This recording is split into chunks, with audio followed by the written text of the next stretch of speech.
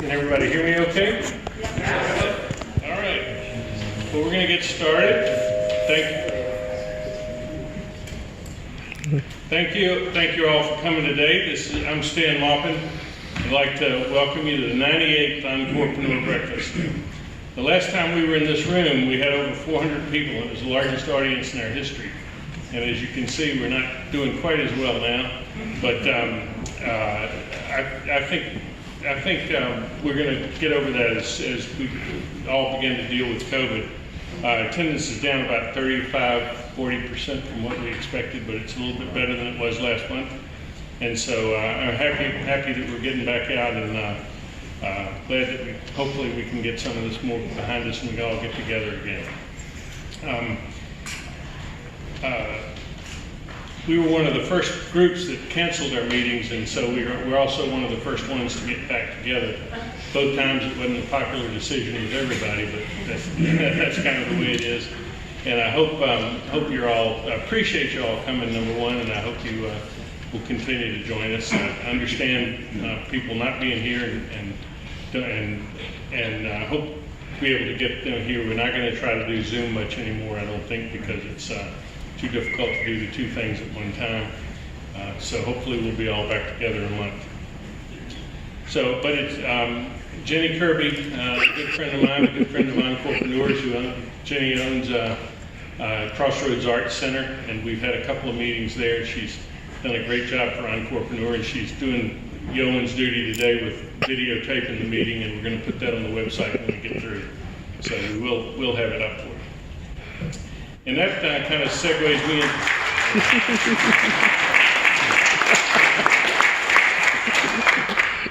That helps me segue into thanking some people for what we're doing here.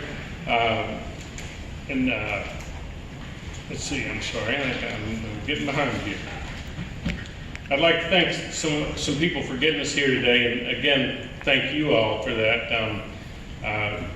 And many of you know my wife Nancy here. In fact, I see a lot of our old friends from when our kids were little here. We've been married 51 years, and I don't think I've ever seen her more surprised than she was a couple of weeks ago when I hung up the phone and said, "Oh, that was just Miss America calling me back." And that wouldn't have happened without Entrepreneur. And so for that, I thank you all. Yeah, since you took the time to come out this morning, I do have one question. Last month we came at 8 o'clock. We moved it back to 7:30 today. How many people that were willing to come at 7:30 would really rather come at 8? Would you think it better? Okay. We kind of try to balance between people wanting to get to work and people not wanting to get up so early. So we'll be thinking about that as the time goes on. A couple more thanks. Thanks to Keith Richardson and our Keith Middleton and Rich Reinick from Fahrenheit Advisors for taking care of me and giving me a place to live during the week. And I'd like to thank the supporting Entrepreneurs that are here today. We have about, I think about 30 or 40 in the room. So if the supporting Entrepreneurs would stand, I'd like to thank you for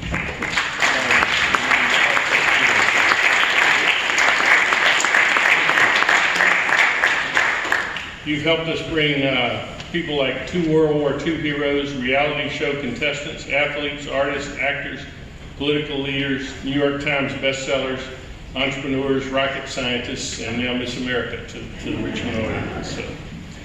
And special thanks to our host today, Kay Alferio. Kay?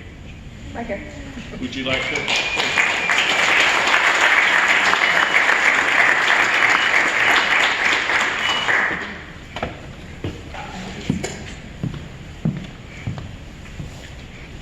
Thank you. I can't tell you how great it is to actually see people in the seats. I really appreciate that. Can you hear me okay? Yeah. I'm a little shorter than Stan, so I'm stretching. The center that you're in is a performing, visual, and teaching arts center. We have had a heck of a year. And let me tell you, I had to really practice saying that for 3 days so it wouldn't be more graphic. It's been a heck of a year. We actually closed in March. Thinking that we would reopen in 2 weeks to a month. We were closed until July. when all we did was really open our doors. So I can tell you that for all arts and performing venues across this community, across the country, it has been a really trying and difficult time. We're just delighted that we have the wherewithal to open our doors again, because we have a very firm belief that art is essential in our community. It really matters. You know, think about when you see art, you don't expect to see it and how inspirational it is. Has anybody seen like the art car that is parked around town every now and then? It just makes me laugh. It's decorated all differently every time you see it. All of the murals that are on the walls and the buildings all over town. You know, I was working the other night. We're actually, our staff, our leadership team is taking turns working at night so that we can have our classes in the evening. And I had been here, it was 7:30 at night, I had been here since 8 o'clock that morning. I was a little tired and grumpy. 2 people came in, 2 adults, and they were looking at the Valdez art on the front wall. And they were just giggling. And it made me feel so good to see that art made them happy. So people were laughing. If you look at the photographs down toward where you got your coffee and your danishes today, kids that are dressed up as famous and historic figures, all of a sudden understanding that they can grow up to be so much more than they ever imagined. That all happens through art. We do a lot of outreach here as well. We work with after-school groups. We work in juvenile detention centers where kids are incarcerated. We see kids all the time who, as they learn to draw or paint or play the guitar, they'll say, you know, all of a sudden their whole attitude has changed. They found a voice through art. To me, one of the most touching stories, we were working in the juvenile detention center where kids were incarcerated. A 17-year-old who had been there for a while actually came up to us and said, you know, when I used to get mad, I just wanted to fight. But what I found out now is that when I get mad, if I draw, then I'm not angry anymore. So art truly makes a difference, and because of that, we are soldiering on, as are all the art organizations in town. So I encourage you to be involved in the arts. Attend a show, volunteer, donate, whatever it is that you have the wherewithal to do. The arts are essential in our community and they truly make a difference, and that's exactly why we're here, and that's exactly why it's so much fun to see people in the audience. So thank you all for coming and enjoy this morning.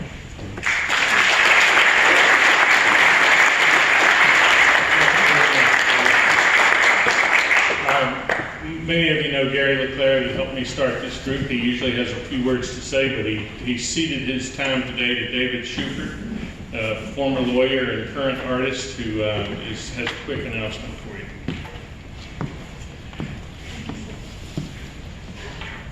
Just my luck, I get to be the guy keeping you from Miss America. My name is David Schubert. I'm the general chairman of the Dominion Energy Charity Classic.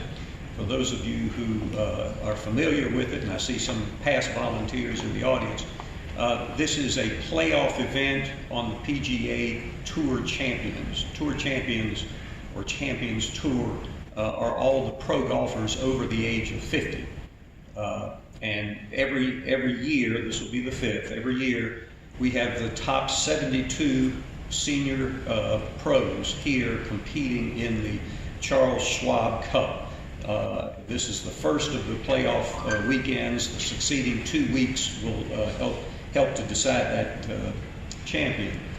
It's called the Dominion Energy Charity Classic because the proceeds of this golf tournament go to Richmond area charities. And in the 4 years that we've had thus far, this tournament has channeled over $5 million to Richmond area charities.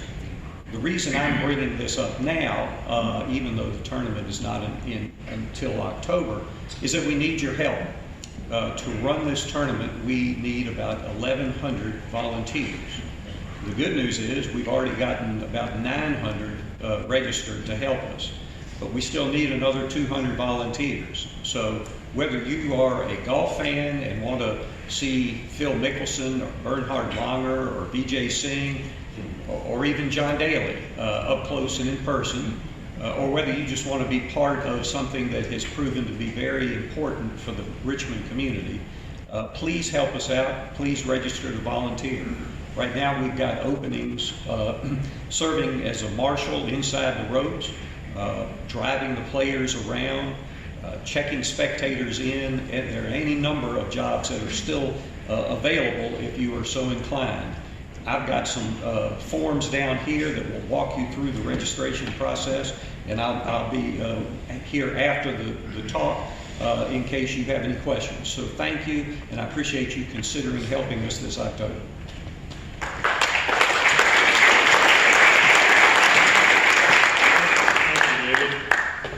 Okay, now I have one more person to introduce, and that's the person that's going to introduce our speaker today. Frank, many of you may know Frank Gupton, or remember him speaking with us. Frank is a senior pharmaceutical industry executive whose specialty was creating creative, innovative ways to lower cost of manufacturing pharmaceuticals. He retired a few years ago, and like a classic entrepreneur, he's busier than he was when he was working. He's now the chair of the Department of Chemical and Life Science Engineering at VCU. He founded and leads VCU's Medicines for All Institute, which has received more than $40 million in grants from the Bill and Melinda Gates Foundation. And he spoke to Entrepreneur last year about his latest venture. He's founder of Flow Pharmaceuticals, which is a Petersburg company that's received more than $350,000 in funding since COVID for R&D and ways to make and secure the process of making drugs in the United States, so we won't have to depend on China and India. The company was just named the Health and Human Services Small Business Prime Contractor of the Year award from HHS. There are a lot of his impressive accomplishments, but they apparently aren't the highlight of his career. When I asked him if he'd introduce today's speaker, he told me he's asked his wife if when they were dating, she'd ever dreamed she was dating a guy who would introduce Miss America. So here is Frank Gupton.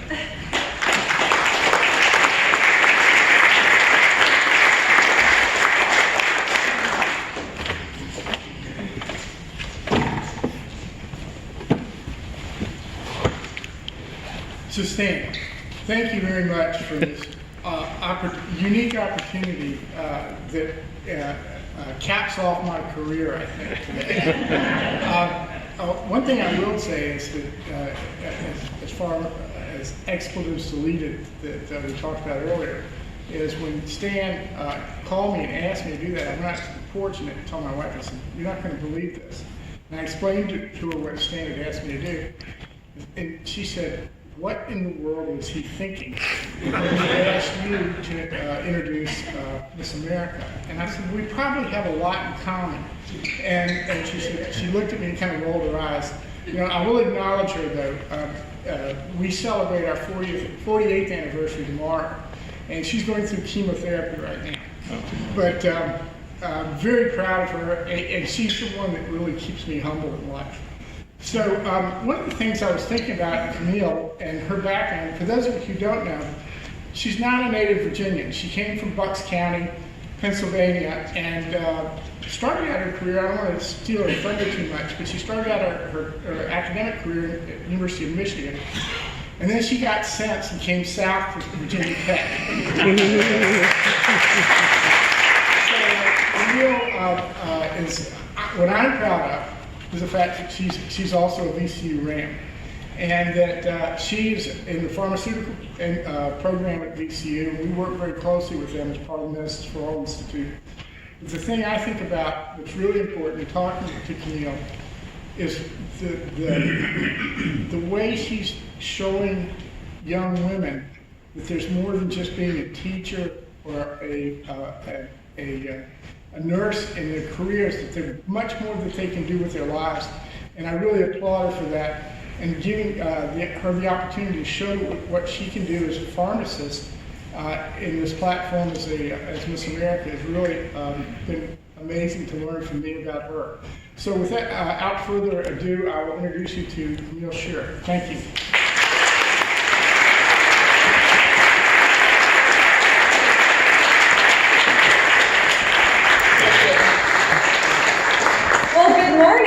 Everyone has hyped me up so much, so hopefully I live up to everyone's expectations.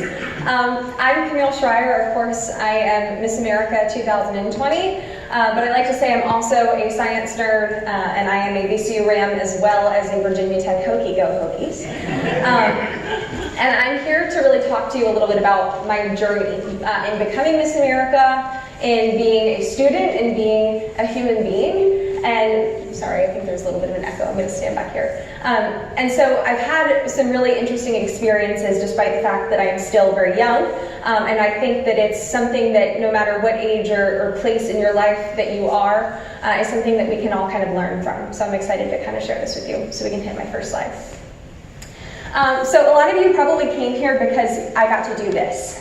You might know me because of this chemistry demonstration that I got to do.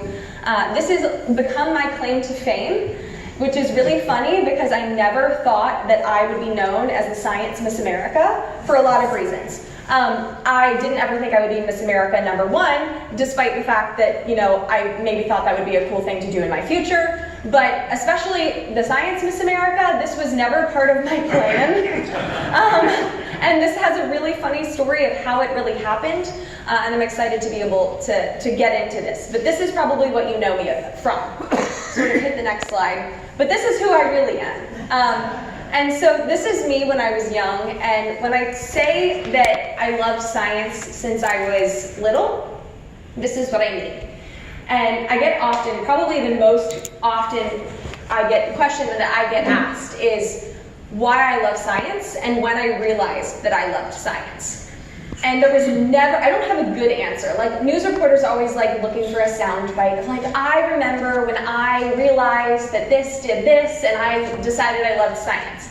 And I don't have that for them, unfortunately, because everything that I loved from my childhood moving forward was always related to science, even if I didn't recognize that it was. So like little kids, I liked bugs, I liked fish, I liked animals, I liked cooking, I liked baking. And all of those things that I loved were really based in STEM, even that I didn't necessarily recognize that at that point. And it was really interesting because I did things that maybe traditional little girls didn't do, like, holding fish and kissing them. And also, like, my parents, we used to do this thing every year. And see, you're the right age group for this story because when I go to the schools, the kids don't get this. So I used to mail order caterpillars.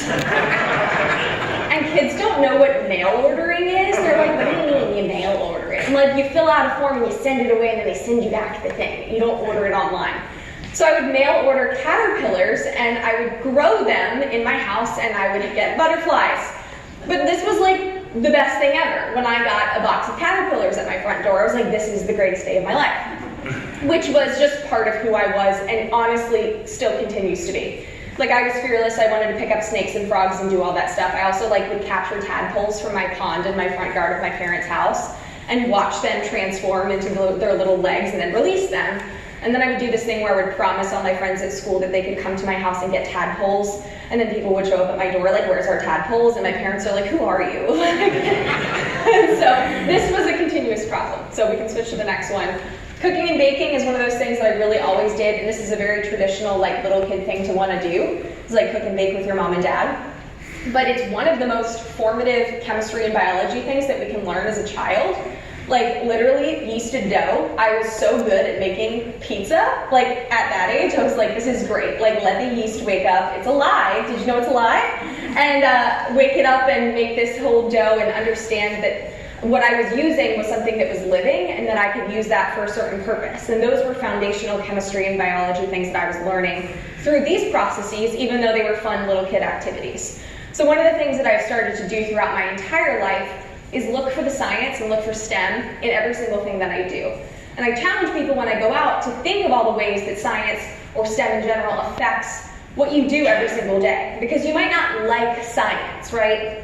I meet so many students who say that, they're like, I don't like science, I don't like math, I don't like chemistry. And I'm like, but you do. You just don't know that you do. And I'm like, because if you like video games, if you like cooking and baking, if you like eating pizza, if you like doing all these different things, you do like it, you just don't understand all the different ways that it affects your life. So we're gonna hit the next one. You might have to hit it one more time. This has these animations in it, yeah, sorry. So this really was who I am, if we're making it really obvious now. So I would then go to science camps when I was a kid. And the reason I share this is because the people around me did a really good job of fostering my love of science as a young person, rather than telling me that I should be doing different things. No one was Camille, you should be wearing a dress and like wear your little heels and like go to the garden party. I was outside in like covered in mud with frogs, and everyone was like, that's fine, like do whatever you want. And I haven't always heard that story from a lot of little girls, even of my age demographic, but especially of those who are much older than I am. That a lot of women feel like they're pushed in a certain direction to do things because society or their parents or people around them say that they should. But it's important, especially as we raise the next generation of young scientists, to give them representation of female leaders in science, but also foster their inherent love of these things. Because a lot of those activities, I said, are things that little kids love, and they might not recognize how much they love science until someone gives them the opportunity to understand what that looks like in their life. So I would go to science camps during the summer, and that was like my favorite thing to do. I always joke that I've always been a little bit different from all of my friends, and this is a continuous theme throughout my life, because all of my other friends wanted to go to like those boarding camps or like regular day camp where like they would change the activity that you're doing like every 20 minutes for those kids that like just need that. And I hated those things. I was like, I want to go to like a specific topic camp. Like I would go to horseback riding camp and spend the whole day in the barn. I would go to these science camps. And I even was a Girl Scout when I was growing up. And the thing about my Girl Scout experience, which is just really interesting because now it's, you know, Girl Scouts have done so much with STEM, so I'm very proud to have been a Girl Scout. But all of the girls in my troop, ready? We have to order our like gear for Girl Scouts. It has like your patches on it. You get to pick if it's a vest or if it's a sash. And so my whole Girl Scout troop were ordering the vests. They're like, we want our Girl Scout vests. And I'm like, cool, that's awesome. Like, can I get the sash or is it like required that I get this vest? And I remember my troop leader being like, well, you can order the vest if you want. And my mom was like, you know, you're gonna be the only one with a sash on. Is that okay? And I was like, I don't care. I was like, that's fine. And the funny thing is, why did I, at 6 years old, say that I wanted the sash so bad? Which is it's very telling to a lot of what panned out in my life in the future, from the sash, literally, and also just not caring if I was the only one doing something. That has been a common theme throughout my entire life. And it really started from this age, and I think that people around me, again, helped encourage that rather than make me feel like I had to be like everybody else. So we're gonna hit the next one. So I grew up a little bit and went to high school, and you know, I grew up in eastern Pennsylvania, but I went to a private boarding day high school in Princeton, New Jersey. So whatever you imagine, like an East Coast preparatory boarding school, that was where I went to high school. Which I was very lucky to be able to go to a private high school to get a lot of the academic support that I needed, and that was the reason that I went there. But it was a very interesting environment, and looking back, there were things that were really beneficial about that environment, but some things that also weren't super great about that environment. So I was always really driven from a young age to be successful.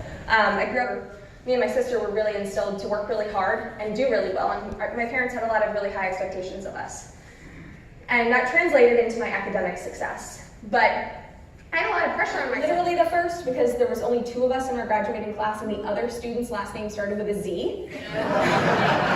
So I walked across first. So systems biology is brand new, and it's a brand new idea in a lot of the sciences. It's like computational biology, mathematical modeling, bioinformatics, like big data meets biology and solving problems using these computational methods. And this was really cool. I was like, wait a second, so I can use all this like computer stuff that I learned in engineering that I liked, and I'll solve these problems. Like this was a lot more where my interests were. And so I did this. But then they're like, you know what, Camille, you're supposed to graduate in 2017, but we hate to break it to you, this program won't graduate a student until 2018. So I'm like, I have to stay 5 years in undergrad. I'm like, well, at this point, why the heck not? I'd rather do something I like. But in my spare time, because I'm crazy, I was like, let's add another degree on.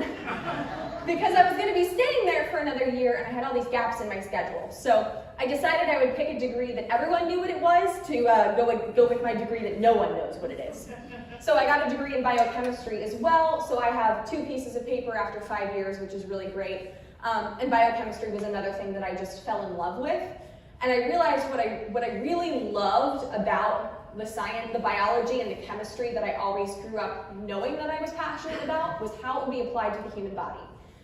Now, this was a difficult situation for me because I'm like, my mom's a nurse, I don't want to be a nurse, I don't want to be a doctor, I don't like touching people, and I don't like blood, and I also tried and worked in a research lab in undergrad to see if maybe I wanted to go to the PhD route, and I was like, I don't think I can do this. So I'm like, what in the world am I going to do with all of these interests?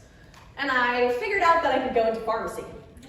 And this really started because I interned in a pharmaceutical company for 2 years. So I had a friend who ran an authorized generics branch within Sanofi Pharmaceuticals in New Jersey, which is only about an hour and a half, depending on the traffic, from my house. So I would get in the car every day and drive an hour and a half to work and stay there for 8 hours and then come home. So I worked my little tail off in undergrad, but I realized how I could use all of the scientific knowledge in a business world in pharmaceuticals.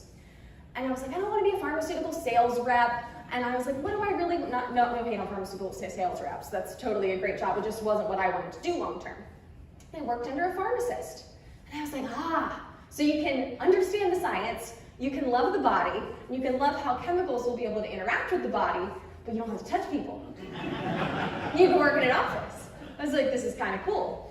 And so I decided to go to pharmacy school to be able to kind of become a medication expert and give me more opportunities to be able to understand pharmaceutical products with the ultimate goal to work in the pharmaceutical industry after graduation. So that's where I am academically. But one of the things that I've learned throughout my entire educational process is there's many things. It's a lot more than STEM, is what I like to say.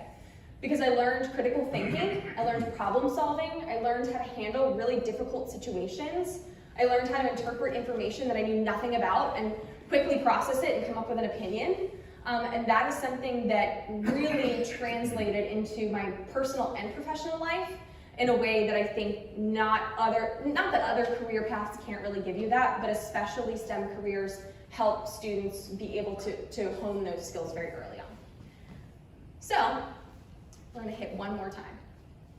I know, all these animations, I'm so sorry.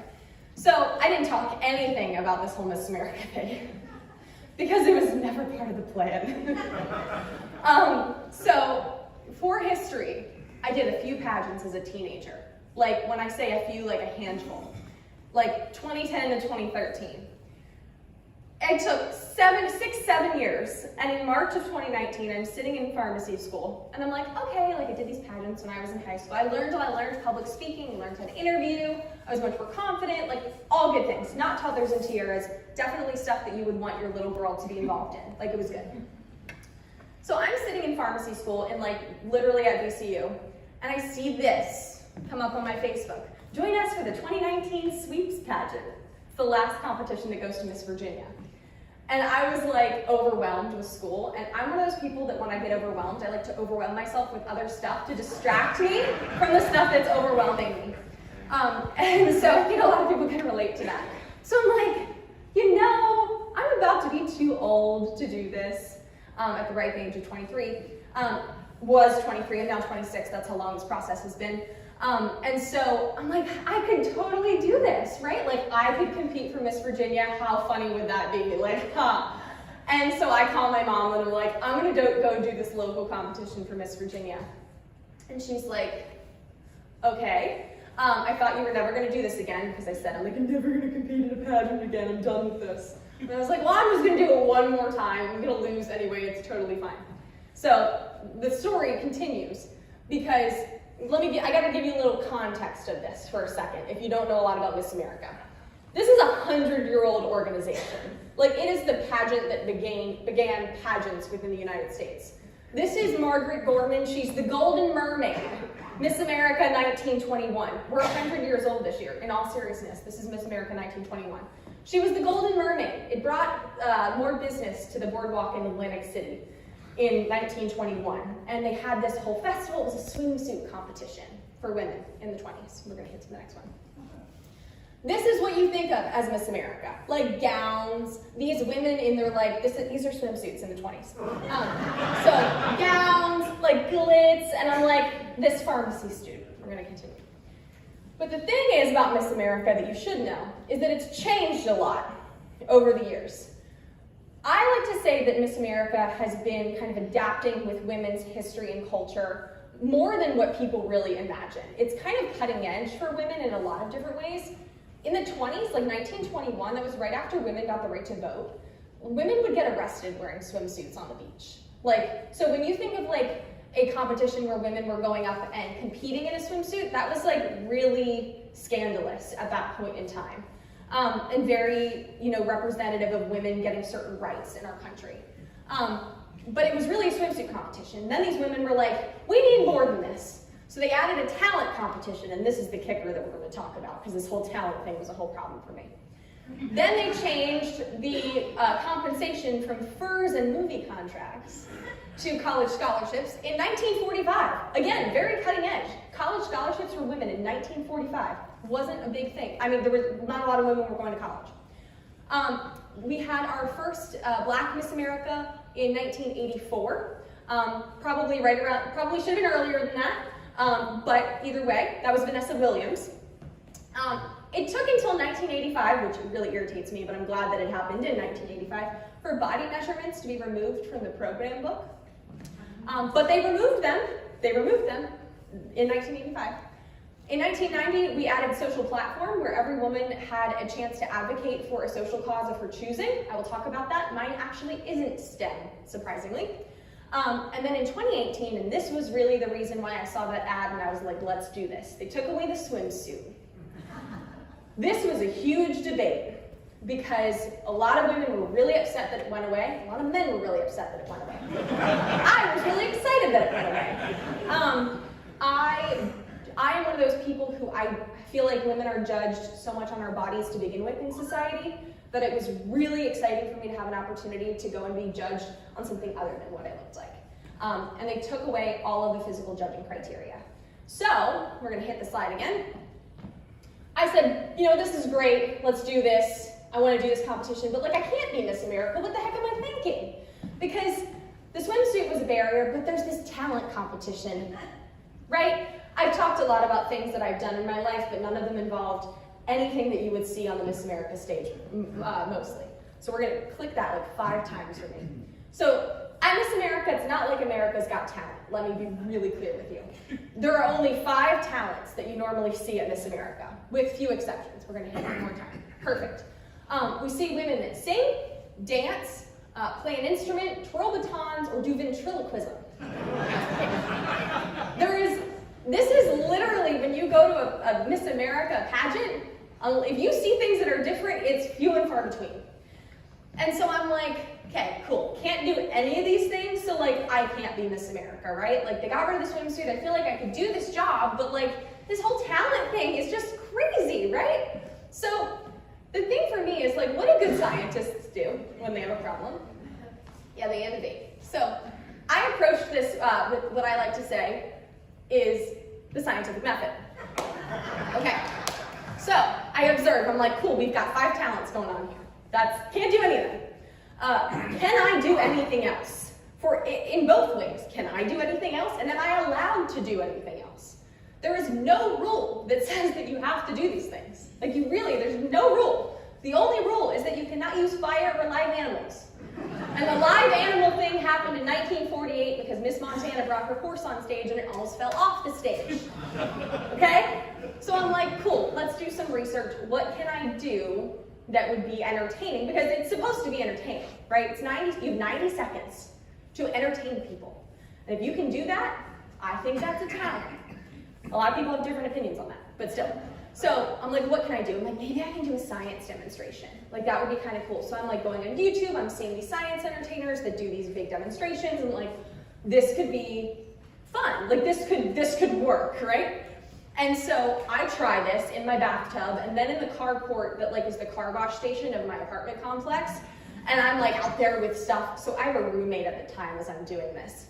And I don't tell her that I'm competing in this competition because I'm sure I'm gonna lose. So I'm ordering stuff on Amazon, right? I'm ordering these beakers, I'm ordering, flasks, I'm ordering chemicals with hazmat labels on them.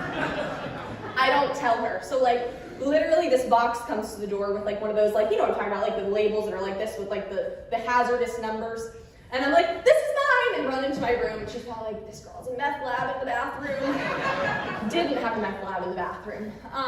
But I was trying to figure out how to do this, and I really didn't think it was gonna work. I knew the science would work, but I thought that everyone would like hate it and think it was really stupid.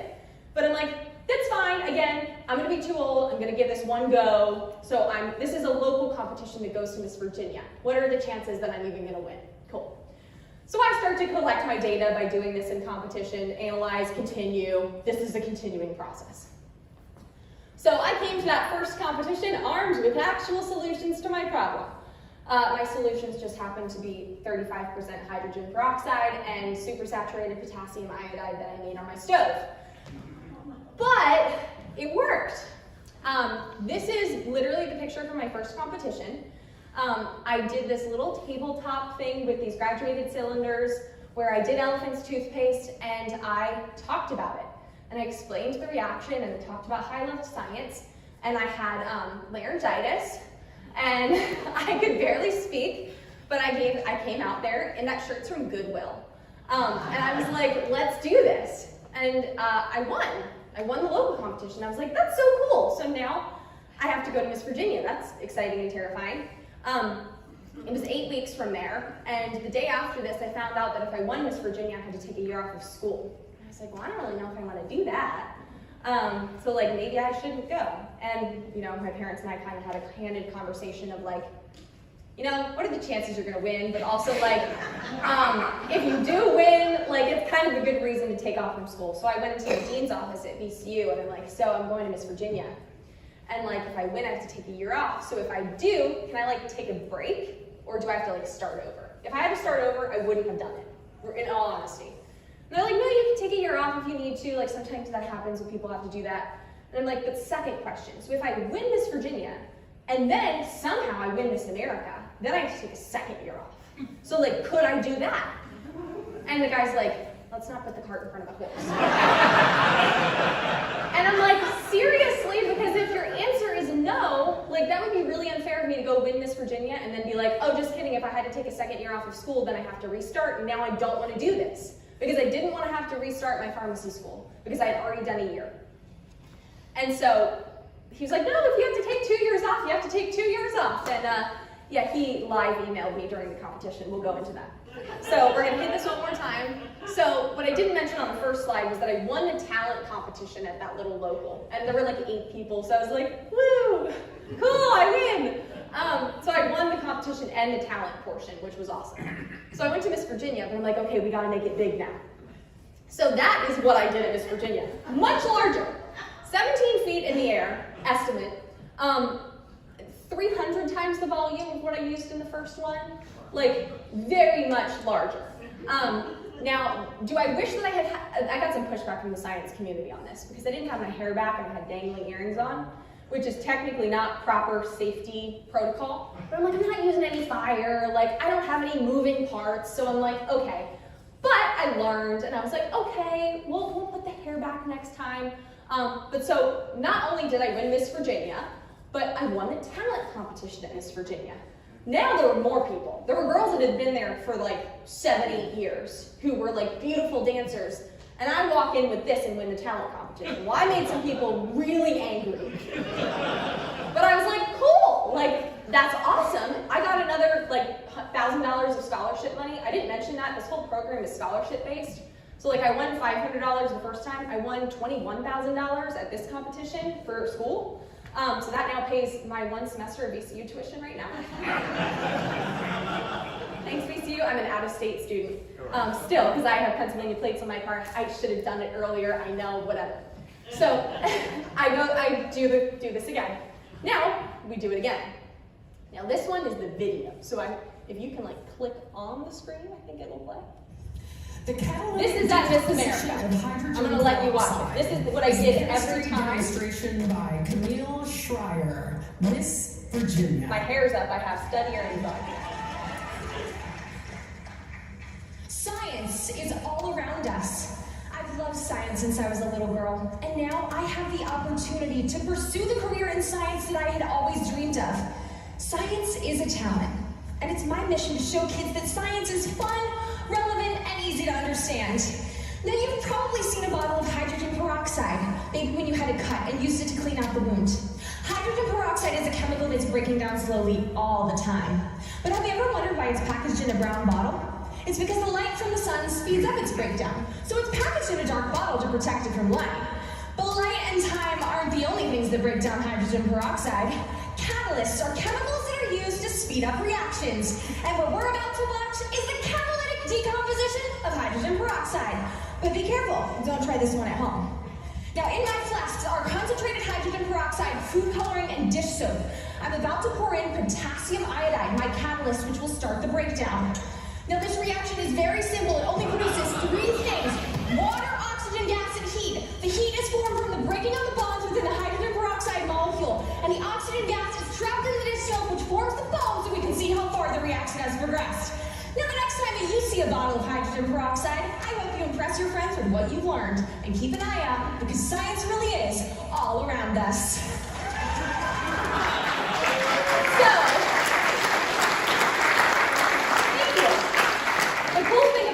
I said the same words at every one of these competitions. I just changed how I said them, how I presented them, and how much of the chemicals I actually used. But I never changed the script. And I won the talent competition, Miss America. And then I made people really angry. And I really never expected that. Like when they called my name, I was like, oh. And really, some people were really angry, and that's totally fine because I'm like, I didn't pick myself. So the thing was, I got to the point where I was like, this has become what I thought always was the reason I couldn't be Miss America became the exact reason I became Miss America, when you think about that. Because I always thought that talent was going to be what would hold me back from ever becoming Miss America. But doing something that was different from everybody else was exactly what made me stand out. And doing something that was relevant to the time, relevant to what I would be doing in my job as Miss America, actually gave a different perception of how I could actually function in my role as Miss America. So we're gonna hit this one more time. So of course I became Miss America, which is kind of cool. It's been a long time now. This was in December of 2019, and I have not officially passed on my crown yet because of COVID. The competition was supposed to be in December of 2020, but got canceled. So it will now be in December of 2021. So when they told me that, I was like, but I have to go back to school. So I'm kind of functioning as a part-time Miss America this year because I go back to VCU next month. So if you see like a dead person walking through downtown Richmond with a backpack on, that's me next month. So of course I was literally shocked. I very genuinely never thought that I would win Miss Virginia, let alone Miss America. And I was kind of terrified, to be honest, because the job of Miss America is really a difficult one. It's one where you often never get to go home, like literally never. Like your parents ship you clothes to a hotel and you ship them back. I have a genetic connective tissue disorder called Ehlers-Danlos syndrome that causes me chronic fatigue and chronic pain. And I had no idea how I was going to be able to sustain this. And I had to just figure it out because I got myself in a situation. And then sometimes the universe does things for us that just says like, you're good. And it was like COVID. And then I had to be the Miss America from home. And a lot of people asked me if I was really disappointed about that. And I was like, I'm thrilled. In all honesty, because my biggest concern was how I was going to be able to sustain my energy and sustain my body so that I get in your mind. But like, who do you think Miss America is? Like when you think of Miss America, maybe prior to meeting me today, I want you to think of like what your perceptions of Miss America are. Oftentimes people assume that it's like this like ditzy beauty queen that comes in who like has all these demands of like, oh, I need like sparkling water with like 3 pieces of lemon and a blue glass, and like then I'm gonna need like all this, and like doesn't eat. I always get the perception that I don't eat anything, that like I can't communicate, that I'm just this like dumb pageant queen. And that's oftentimes what I'm met with when I'm Miss America. And I want you to think if that's maybe your perception coming into this room of what Miss America is, or who she might be in your mind. But what I want to do to finish this is to tell you about what my job as Miss America really looks like. Because I think that's one of the biggest misperceptions as I go around, is that I am just the beauty queen that waves in a parade. And that is like literally 0.5% of my job. And like 99.5% of my job is stuff that is so meaningful that never really gets seen because it's not on those like national television moments, but is the bulk of what I get to do. So the biggest thing that Miss America has done for me is it's supplemented my career and professional goals in a way that I really couldn't have done in any other way because of the science, but because of that opportunity to advocate for a social cause, which I'm going to speak about in just a second.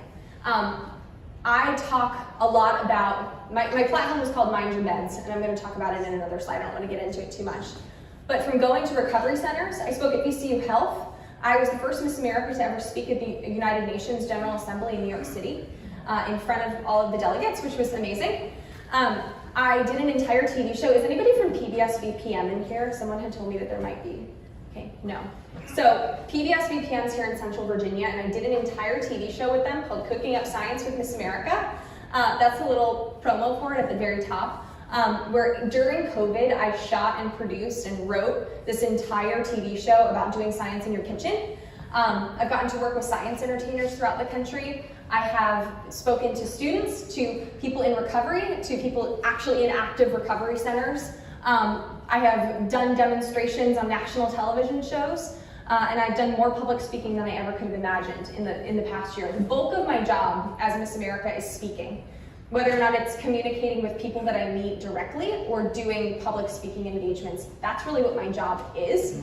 And so when you look at the way that the competition has changed over the years, getting rid of that swimsuit and giving the opportunity to be able to talk about your cause on stage, that's much more representative of what my job looks like. So Mind Your Meds is my social initiative, and I got a chance to talk about it live on NBC during the competition. So there's this social impact pitch that we get to do, which is about 90 seconds of saying what you want to do with your cause. Because my primary job as Miss America is actually to advance whatever social cause I have chosen. And this one you're going to have to click like all the way through. I'm so sorry. There's a bunch of them. So Mind Your Meds is mine, and this is born out of my passion for pharmaceuticals and medication safety.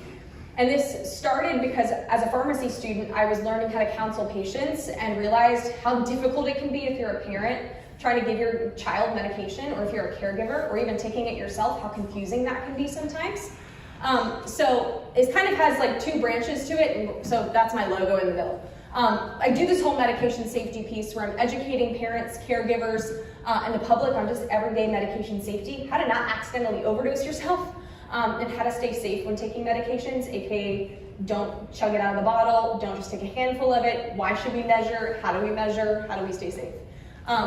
But also promoting safe medication storage and disposal. Got to work with the DEA this year as their national spokesperson for Drug Take Back Day, and did it again. I did it in 2020 and 2021. So national commercials went across the country of me talking about safe medication disposal, which the DEA does like biannually, but there's always boxes in your pharmacy that you can safely dispose of medication.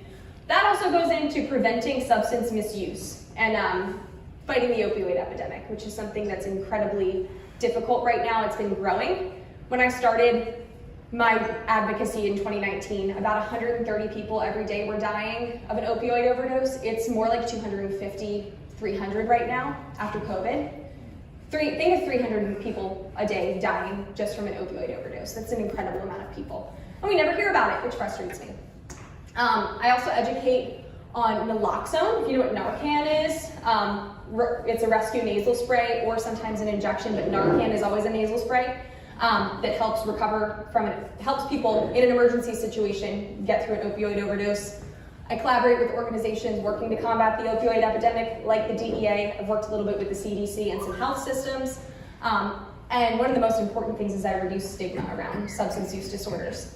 There's such a lack of empathy in our communities about substance use disorders and people that face them. And I believe that it is a disease like any other chronic condition, and it should be treated like one. And so being able to help people understand that and really understand the science perspective of what addiction looks like in the brain, which is something that I can offer from a pharmacy perspective. When I started to understand that as a pharmacy student, I was like, okay, this is a bigger problem than what people are expecting it, because you can't just expect someone to wake up one day and stop using heroin. If they're using it consistently, it's not just a thing that they can do. In fact, they could get really, really ill and potentially like go into a seizure, like it's bad. And so we need to help those patients be able to get through it and help their family understand. But my favorite job that I get to do is be the science princess. This was pre-COVID, given no masks, and one of the greatest things that I get to do is go into schools and groups, and this one was a particularly all-female group, where I got to do science demonstrations with students and share my love of STEM, be able to be a science role model for them, a feminine science role model especially, because I think we've come very far with equality of women in STEM in the professional world. But sometimes there's this perception where even though you might be a woman in a STEM field, that you shouldn't be like a feminine woman in a STEM field. Like, wear your heels, wear your makeup and your fake eyelashes, I don't care, it doesn't make you any less of a scientist. And we need to be able to kind of normalize that. So I come in with my crown on, right? And I'm science princess. There's like a lot of different kinds of Disney princesses, right? So I'm just like a new one. And they really like it. And they have no idea, they don't care I'm Miss America, they just care I have a crown on. And they care that I am coming into their school and teaching them about science and doing fun experiments with them. So this has been one of the most rewarding pieces of my job. So the key takeaways of this entire experience have been to be creative, flexible, and adaptable, especially with COVID, and being able to solve the problems that maybe potentially kept me from being Miss America, and then being able to get through them. Not being afraid to approach problems with crazy strategies. Isn't it like that's literally innovation at its finest? Seizing opportunities that are presented before you. I'm a very rigid person, and the idea that I just woke up one day and was like, I'm gonna do this competition that goes to Miss Virginia was wildly out of character for me, because I'm very much like, I have to finish school, I have to do this, and then after I do this, I'm going to do this. But I'm very glad that I decided to take the opportunity that just happened upon me, and it led me to so many different things that have strengthened my professional career rather than taken away from it. Don't just do what everybody else is doing, even for us adults in the room. Even, we tell kids that, but it's just as important for adults not to feel like you're just doing everything because everybody else around you is. And again, no matter what age you are, find your talents and passions and embrace them. It's never too late to do that. And I think that that's been something that's been really important for me. So this little girl, this is my favorite way to finish this. This little girl that we saw at the very beginning, we had no idea that she would turn into that Miss America. And being able to show throughout a year where science has never been more important, that Miss America can be a scientist and that a scientist can be Miss America. And being able to show little girls the opportunities that they have in front of you, and how sometimes being different from everybody else can be your biggest strength. So, thank you so much.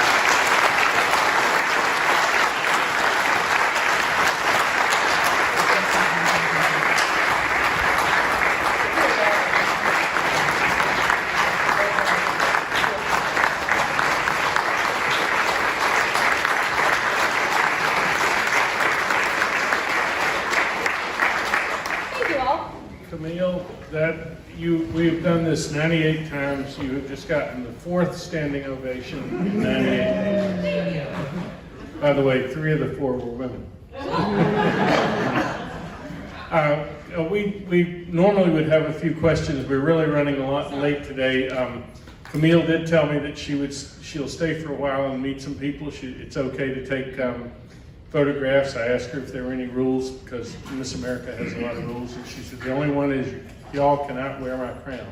Is an official Miss America rule. So, except for that, I think you'll be willing to take some pictures and answer some questions personally. And our next 2 meetings, one is Tuesday, August 24th. We'll be at the 66 different location, the Faison School for Center for Autism down near Willow Lawn. And on September 28th, we'll be at the 67th new location at the new Caritas Center, where they have the Healing Place for Women, Caritas Works, an emergency security center, and so forth. And they'll tell you all about that. You've probably read about it some in the paper. So thank you very much. Thank you, Camille. This is wonderful. I've enjoyed it and learned a lot, and look forward to talking to you later. Thank you. We'll see you in a month.